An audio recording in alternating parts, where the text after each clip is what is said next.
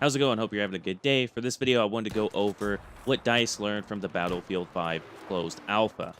Now, there was a post on the Battlefield website going over these things, so I'm just going to highlight them. I will leave a link to it in the description below. First and foremost, they went over the matchmaking system and joining on friends. As the ones of you who actually got to play the alpha, you may know that it was difficult to join on your friends and actually stay in the squad with them. At times, it would either kick you out of a squad or it would put you in a squad by yourself and you were unable to join other squads. Now, this is something that they have highlighted and they're going to be working on. They said that this would be fixed by the time the game is released. One thing they talked about was stability here, and they said that they almost hit their target for stability, and they would keep improving it. Now, it doesn't really specify if this target was their target specifically for the alpha or the base game. I assume this is just in general for their base game. So the fact that they have their stability this good so far, I think, is a real plus here. As I didn't have any issues like the game crashing, really. There were some issues here and there, but overall, it was pretty minimal. Another thing they're trying to stress is that this was just a minor sliver of the game itself. Now, they're going to be working on things. This was just to test out some things such as stability, the changes in some of the gunplay, and to just give you an idea of the game and where it's going. When it comes to the revive system, they said they will be adjusting both the medic and the buddy revives. They said overall it should feel less clunky, and they'll also fix some of the delays, such as when you're down reviving and you couldn't move for a full second.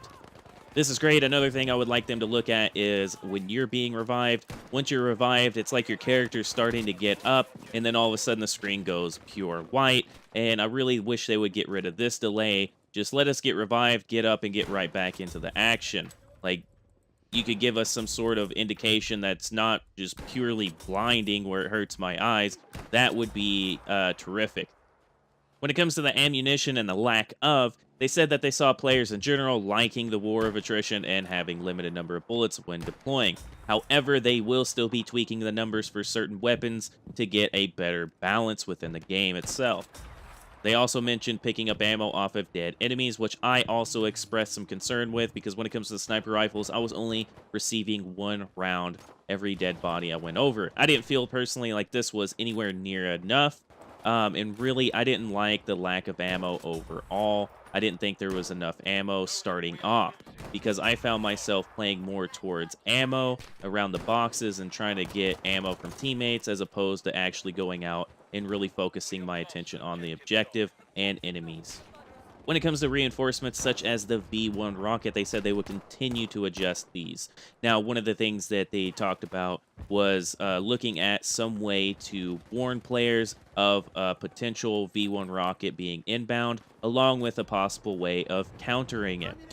One thing that comes to mind is the missile from Battlefield 4, where you could actually shoot it and blow it up. Granted, that missile is considerably faster than the V1 rocket in Battlefield 5, so maybe they should increase the health on it a little bit, but allow teams to shoot it down, essentially. Now, they also mentioned the time to kill in the game. Personally, I thought in certain situations it felt a little too fast, and in other situations it felt pretty good.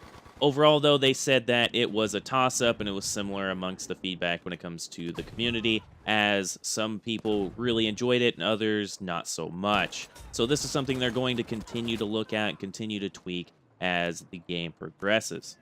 Now, they say that time to kill is not just determined by how powerful weapons are, but they're also related to how fast the game allows you to react when you're being fired at. Now, this is one of the complaints that I had, because in certain situations, it just really seemed like there was no way for me to react to being shot.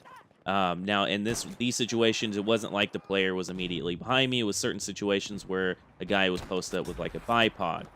These were issues that I've had in Battlefield 1 as well. So I think they just have a little bit more tweaking, but the time to kill I don't think is too far off from where they need to be. Anyway, they have more information, but the link will be in the description below if you would like to look into it further. Couple more things before I go. They did mention that there will be a new build of Battlefield 5 at Gamescom, and along with that, the open beta will be early September.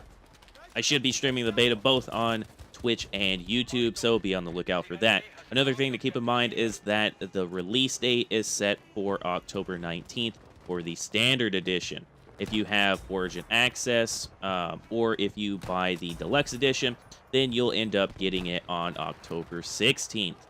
Also, on October 11th, if you have EA Access or Origin Access, you'll get to play a free trial. Now, for Battlefield 1, the trial was, I believe, 10 hours, so keep that in mind. You'll get to play 10 hours of it, and once that time's up, even if you're in a match, it's going to boot you out, and you won't be able to play it again until the release date. Anyway, that's what I have for this video. I appreciate you for tuning in. I'll catch you on the next one. RAMTEID out.